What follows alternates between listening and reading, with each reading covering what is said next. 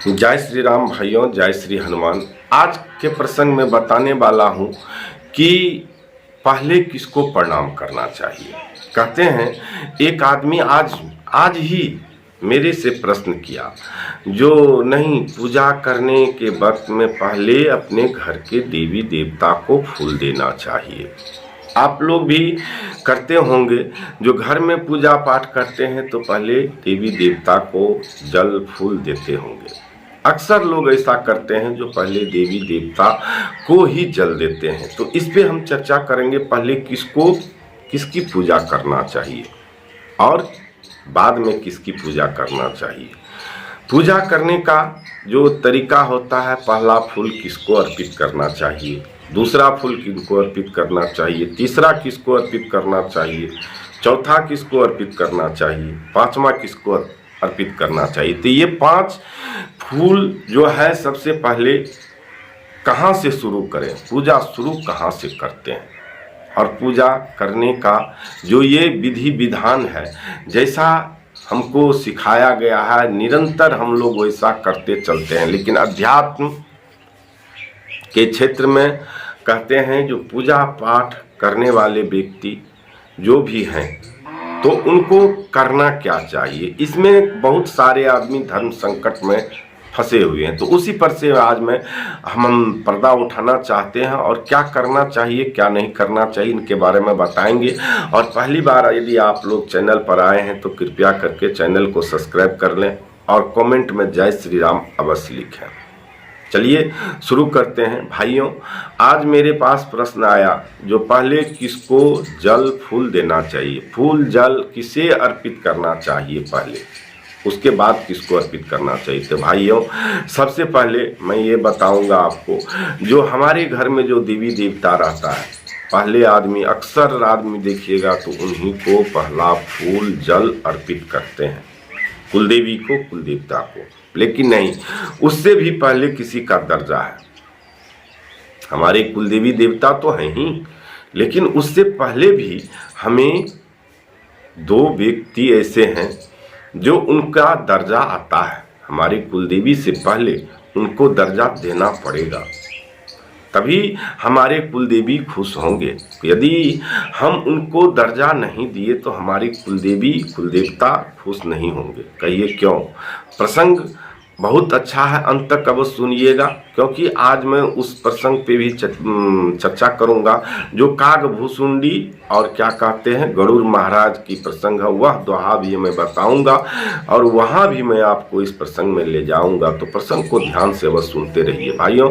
सबसे पहले पूजा अपने माता पिता की होनी चाहिए। अक्सर लोग करते क्या है, माता पिता यदि जिंदा है तो उनको पहला फूल अर्पित नहीं करते हैं और जल नहीं देते हैं। लेकिन नहीं, यदि हमारे माता पिता जिंदा हो और चाहे स्वर्ग चले गए हो, पहला फूल जल उन्हीं को देना चाहिए, क्योंकि पहला गुरु यदि है मेरा तो वही है।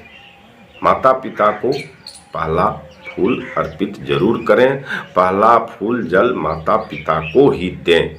यदि साक्षात जिंदा है तो समझ जाइए आपके तो पितरदेव हैं, प्रणाम करके पूजा पर बैठ जाइए। फूल जल देने की जरूरत नहीं है, डायरेक्ट रूप से आप आशीर्वाद ले लिए हैं। यदि वह स्वर्गवास हो गए हैं तो पहला फूल जल उनको ही अर्पित करें। उसके बाद आते हैं तो आपका गुरु का स्थान आता है। उसके बाद आप अपने गुरु को जल फूल अर्पित करें। फूल जल जो भी है अपने गुरु को अर्पित करना चाहिए। उसके बाद अपने कुल देवी देवता को फूल जल अर्पित करें। कारण यह है, अब यहाँ पे एक प्रसंग आता है, वह मैं बताता हूँ। रामचरितमानस पाठ में जो प्रसंग है उसी से मैं एक उदाहरण स्वरूप बताने जा रहा हूँ। क्योंकि एक बार जो है कागभूसुंडी जी क्या कर रहे थे, एक बार हर मंदिर जपत रहो शिव नाम, गुरु आयो अभिमान ते उठ न कीन प्रणाम। मतलब जो वह शिव मंदिर में क्या कर रहे थे, हरि माने क्या कहता, महादेव का नाम ही जप रहे थे। शिव भगवान का नाम जप कर रहे थे, उन्हीं का नाम जप कर रहे थे, और वहीं गुरु आ गए। पूजा कक्ष में या जाप करते समय गुरु आ गए, तो उन्होंने ये सोच करके गुरु को प्रणाम नहीं किए, जो हम भी तो जाप कर रहे हैं महादेव का ही, साक्षात शंकर भगवान का जाप कर रहे हैं, तो गुरु आ गए तो क्या हो गया, गुरु तो खुश होंगे ही। लेकिन उन्होंने इस मद में चूर हो गए, जो हम तो शंकर भगवान का जाप कर रहे हैं, गुरु को प्रणाम नहीं किए, जिसका परिणाम स्वरूप क्या हुआ, जो काकभूषुंडी को आकाशवाणी हुई और महादेव स्वयं श्राप दे दिए। शायद रामचरितमानस पाठ आप लोग पढ़ते होंगे, तो यहाँ इस प्रसंग को जरूर जा करके सुनिएगा, उत्तरकांड में है ये।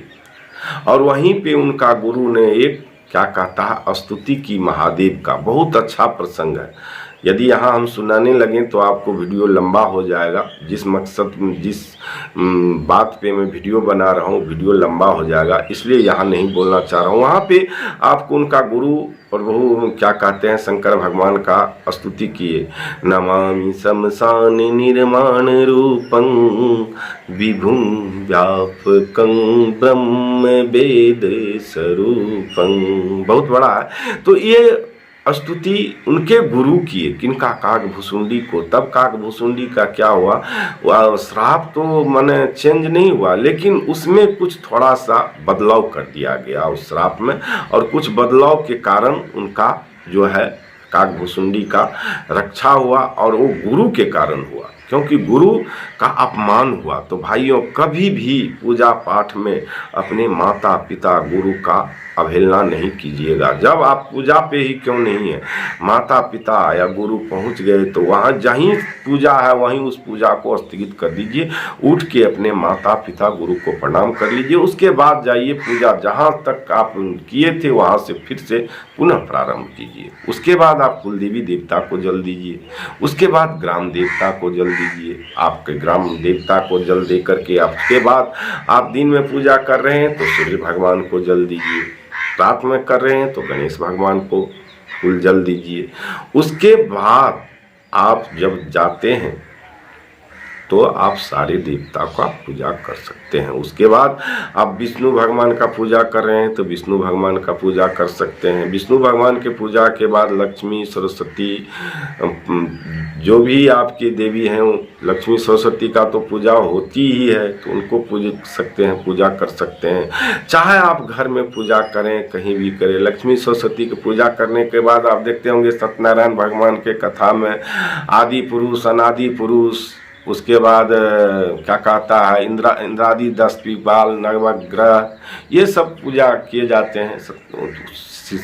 सीताराम लक्ष्मण की पूजा की जाती है, सत्यनारायण भगवान की पूजा की जाती है, हनुमान जी का पूजा करते हैं। अभी कितने जगह तो हम देखते हैं प्रभु श्री हनुमान जी का पूजा भी नहीं करते हैं, ससीत श्री राम लक्ष्मण का पूजा करके सीधा निकल जाते हैं, महादेव का पूजा करने लगते हैं। तो सबका अपना अपना पूजा करने का विधि है, विधान है, और जो यह पूजा करते हैं इस तरह से पूजा करते हैं। कभी भी ये मन में संकोच नहीं कीजिएगा जो फलना पंडित कह दिए और फलना महात्मा कर दिए। किसी को भगवत प्राप्ति नहीं है इस युग में, कलयुग में। यदि भगवत प्राप्ति है तो वही जो रामचरितमानस पाठ लिखे हैं गोस्वामी तुलसीदास जी को भगवत प्राप्ति है। भगवत प्राप्ति वाले आदमी जो कहते हैं या तत्वज्ञानी गुरु है तो वह जो कहते हैं वह करें, नहीं तो माता पिता जो कह दे वह करें। तो भाइयों, पूजा का ये विधि विधान है, इसी तरह से पूजा करनी चाहिए। चलिए हम वीडियो को लंबा नहीं करते हैं। आप लोग जय श्री राम कमेंट में ज़रूर लिखिएगा, और क्या कहता है जो सब्सक्राइब अवश्य कर लीजिएगा मेरे भाइयों। जय जय श्री राम। प्रभु करे आप सबों का कल्याण।